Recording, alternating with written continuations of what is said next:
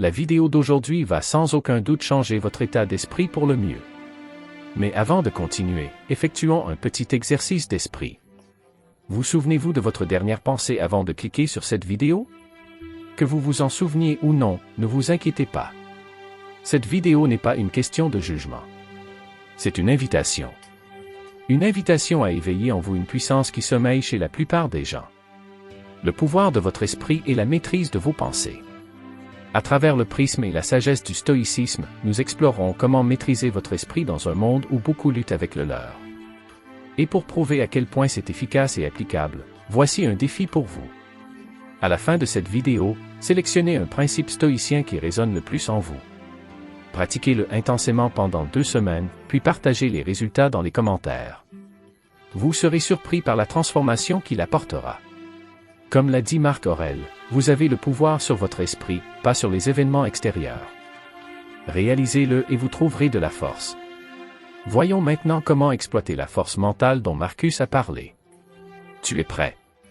Plongeons Y1. Lâchez ce que les autres pensent. Concentrez-vous plutôt sur votre esprit. Lâcher prise des perceptions externes est la pierre angulaire de la maîtrise de votre propre esprit, un effort qui déplace l'attention du bruit du monde vers la clarté de vos pensées intérieures. Ce voyage commence par la compréhension que le seul domaine vraiment sous votre contrôle est votre propre esprit. Marc Aurèle a magnifiquement résumé ce sentiment, en déclarant « Il ne cesse de m'étonner. Nous nous aimons tous plus que les autres, mais nous nous soucions plus de leur opinion que de la nôtre. » Sa réflexion souligne une vérité stoïcienne profonde, le paradoxe de valoriser notre propre être tout en laissant les opinions des autres influencer notre paix.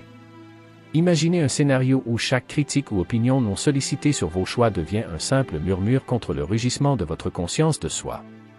Il ne s'agit pas de construire une forteresse autour de votre ego, mais plutôt de cultiver un jardin dans votre esprit, un jardin où les graines de vos pensées sont nourries par vos propres valeurs et convictions, et non piétinées par les jugements des autres.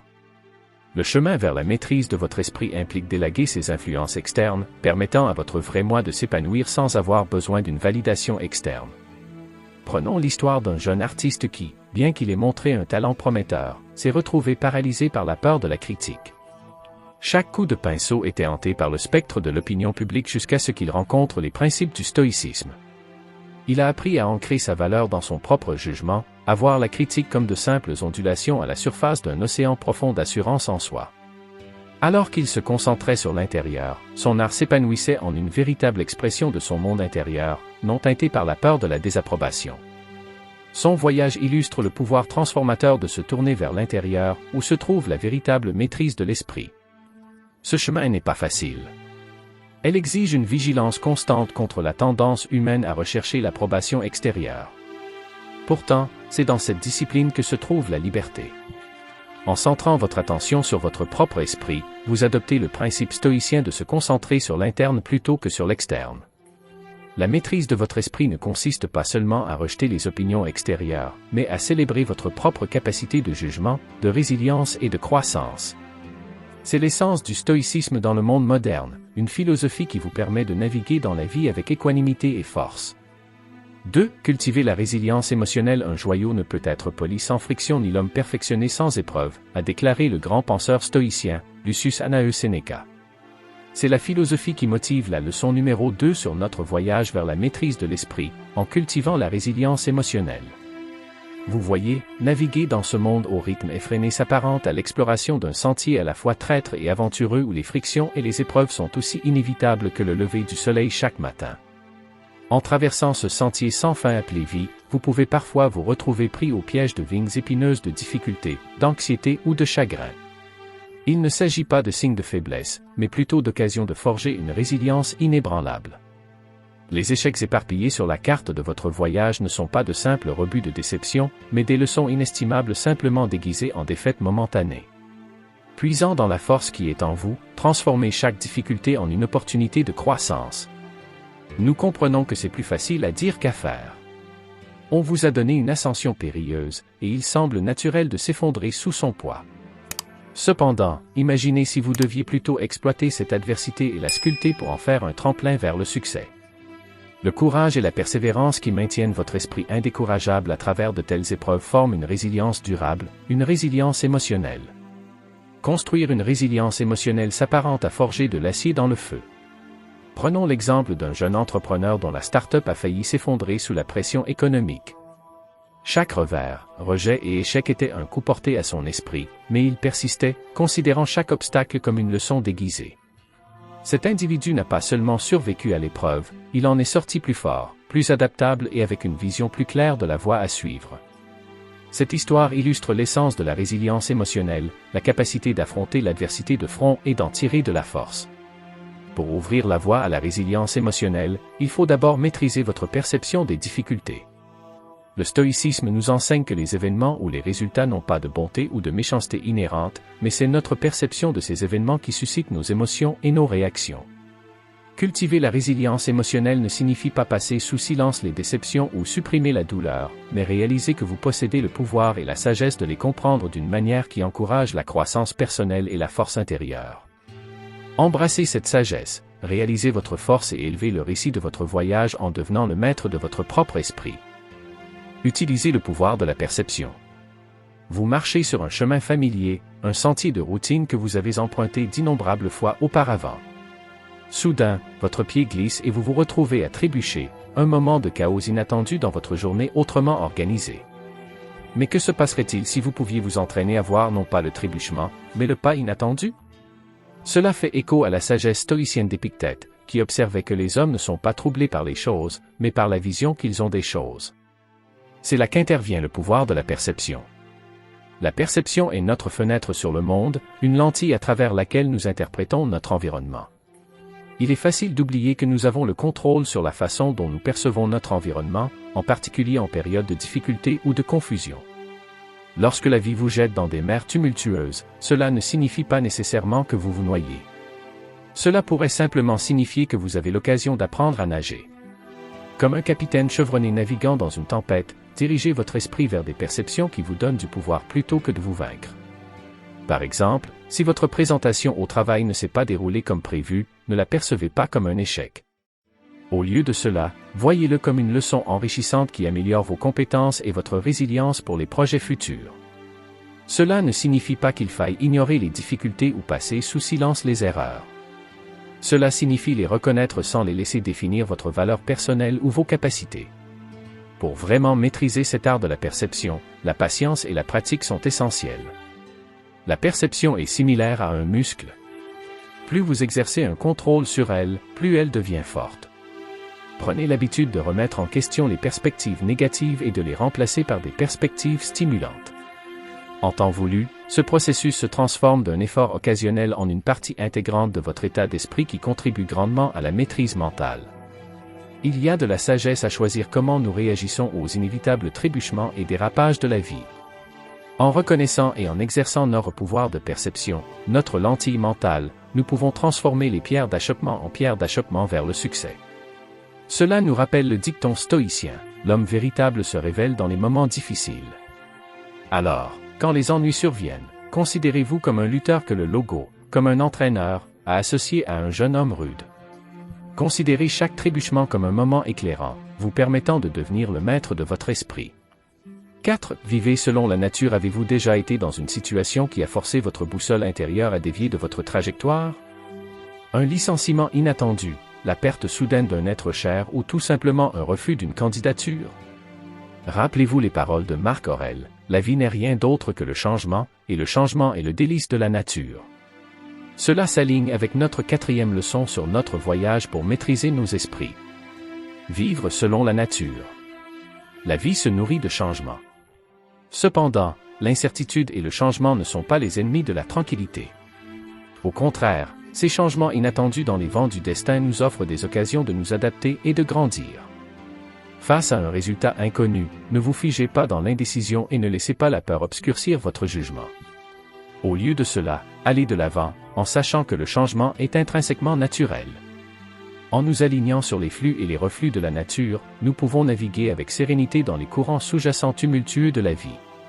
Si la nature ordonne la pluie par une journée ensoleillée, ou si un orage jette un orage dans un ciel nocturne calme, condamnons-nous le ciel? Non, parce que nous comprenons que tout cela est intrinsèquement naturel et hors de notre contrôle. Cela doit être notre approche des courants sous-jacents tumultueux de la vie. Accepter et s'adapter avec résilience. Embrasser le cours de la vie et naviguer au gré des changements peut vous procurer un sentiment sans précédent de tranquillité et d'autonomisation. Il ne s'agit pas de plier les forces de la nature ou de la vie elle-même pour s'adapter, mais d'apprendre à couler avec elle avec grâce et spontanément, sans perdre de vue qui nous sommes. 5. Pratiquez l'autodiscipline. Réfléchissez à votre parcours de vie jusqu'à présent. Sans aucun doute, vous avez rencontré des catalyseurs de distraction qui ont menacé de vous faire dévier de votre chemin. Des moments où vous avez envie de regarder votre série préférée, au lieu d'étudier pour un examen, ou d'avoir une part de trop de ce délicieux gâteau pendant un régime. Sénèque, le grand philosophe stoïcien, réfléchissait. La valeur d'une personne se mesure à la noblesse de ses ambitions et à la force de son autodiscipline. Cela fait écho à merveille avec une autre leçon essentielle, maîtrisez votre esprit. Pratiquez l'autodiscipline. Pour approfondir la maîtrise de soi, il faut comprendre et reconnaître à quel point l'autodiscipline est cruciale pour sauvegarder les objectifs que nous nous efforçons d'atteindre dans la vie. C'est le bouclier protecteur qui empêche les distractions d'éroder notre temps et notre énergie précieux. C'est comme un jardinier compétent inébranlable dans ses soins quotidiens pour une myriade de parterres de fleurs colorées. Peu importe à quel point ces rosiers peuvent être attrayants, ils prendront également soin de leurs tulipes et de leurs tournesols avec le même dévouement. Mais comment peut-on cultiver cet état d'esprit? Observez attentivement les moments où les tentations tentent de vous égarer. Identifiez ces occasions, non pas avec un œil de jugement sévère, mais en comprenant qu'elles se produisent comme une partie naturelle du rythme de la vie. Avec la connaissance de ce qui vous éloigne de votre chemin, il devient plus facile de développer des mécanismes pour annuler ces diversions. Comme le jardinier qui cultive différentes fleurs, reconnaissez et abordez chaque distraction avec une ténacité inébranlable. Qu'il s'agisse de résister aux tentations que nous rencontrons souvent dans notre vie personnelle ou de développer notre force mentale dans nos efforts professionnels, l'autodiscipline est sans aucun doute un pilier essentiel de l'édifice de la maîtrise de l'esprit.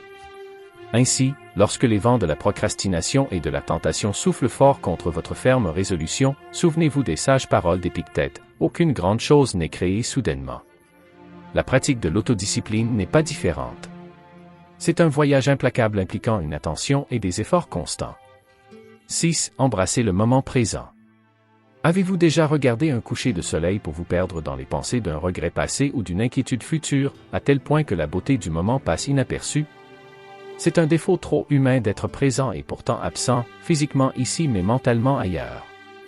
Marc Aurèle a dit un jour, « Ne laissez pas le panorama de votre vie vous opprimer. » Ne vous attardez pas sur tous les divers problèmes qui ont pu survenir dans le passé ou qui peuvent survenir dans le futur.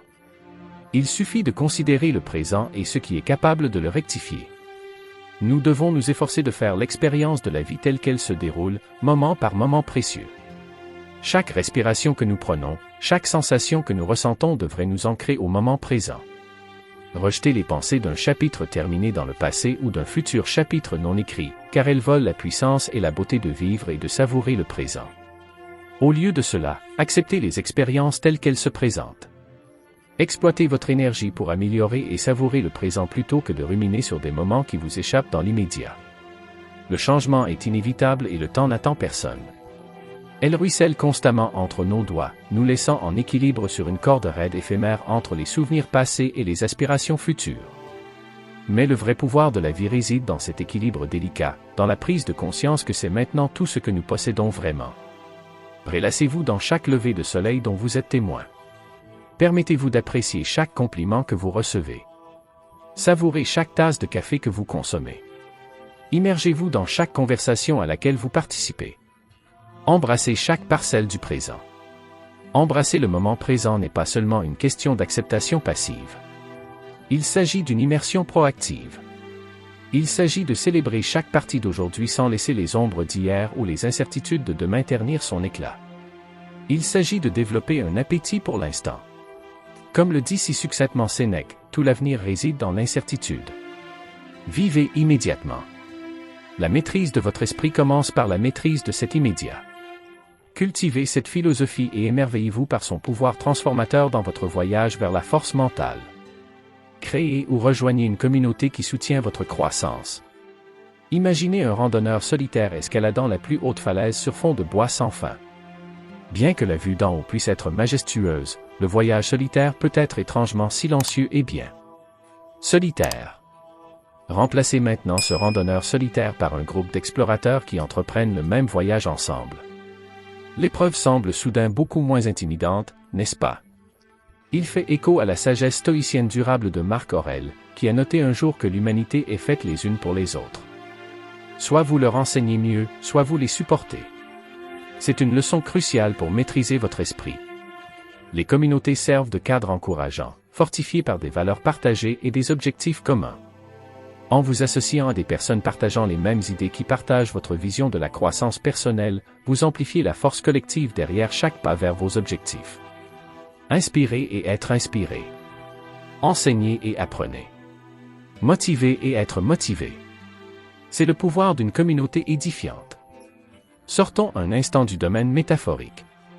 Vous voyez une opportunité de rejoindre un club de lecture. N'hésitez plus. Lancez-vous et nourrissez votre curiosité intellectuelle tout en aidant les autres à faire de même. Vous rencontrez par hasard d'autres voyageurs dans cette quête de maîtrise mentale. Joignez-vous à eux. Il ne s'agit pas seulement de croissance personnelle. Il s'agit aussi de contribuer au bien commun. Construire ou faire partie de communautés nourricières encourage la croissance mutuelle, améliorant non seulement votre développement personnel, mais contribuant également au progrès collectif. Comme Sénèque nous guide, associez-vous à des personnes susceptibles de vous améliorer. En fin de compte, vous vous autonomisez tout en responsabilisant les autres dans leur propre parcours de maîtrise mentale. Un témoignage de progrès mutuel sur ce chemin de vie que nous partageons maintenant. Il est temps de réfléchir aux principes stoïciens que nous avons abordés. En avez-vous choisi un sur lequel vous concentrez? Si vous n'êtes pas sûr, prenez un moment pour réfléchir à ce dont nous avons discuté. Par exemple, si vous êtes attiré par l'idée d'embrasser le moment présent comme souligné dans la 6e leçon, dites-le nous en laissant un commentaire disant « Je vais embrasser le moment présent ». N'oubliez pas notre défi de 2 semaines. Nous sommes intéressés à voir comment l'application de ces principes stoïciens peut faire une différence dans votre vie. Après l'avoir essayé pendant 2 semaines, faites-nous savoir comment cela s'est passé. Vous pouvez partager vos expériences avec nous dans les commentaires ou par email. L'adresse se trouve dans la description de la vidéo. Si l'exploration d'aujourd'hui jette un nouvel éclairage sur votre chemin, laissez un pouce levé pour nous le faire savoir. Vous n'êtes pas encore abonné? C'est le moment idéal pour rejoindre notre communauté. Activez les notifications pour rester à jour avec nos dernières informations. Merci d'être resté avec nous jusqu'à la fin. Votre engagement témoigne d'un fort engagement envers l'amélioration de soi. Continuez à travailler à la construction d'un esprit dont vous êtes fiers.